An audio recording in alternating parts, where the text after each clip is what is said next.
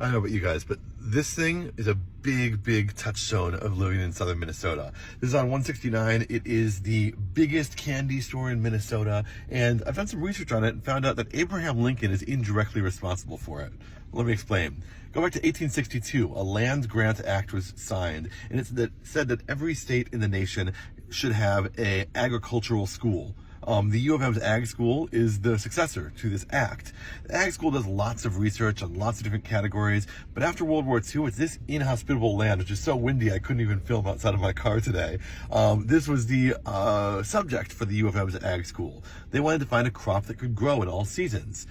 They started looking into the apple, and the apple had already had some research done about it. The Harrelson was developed by the U of M's Ag School, but in the 1940s, 50s, and 60s, we really increased production of these things. Around that time, the Wagner family, Jim Wagner, opened up an apple orchard, and they had a little shack on the side of the road here. And in my childhood, I remember seeing that little apple shack and stopping by and trying all these different McIntosh apples, Harrelson, Golden Delicious, and the Minnesota State official apple, the Honeycrisp, which was invented here in Minnesota in 1991.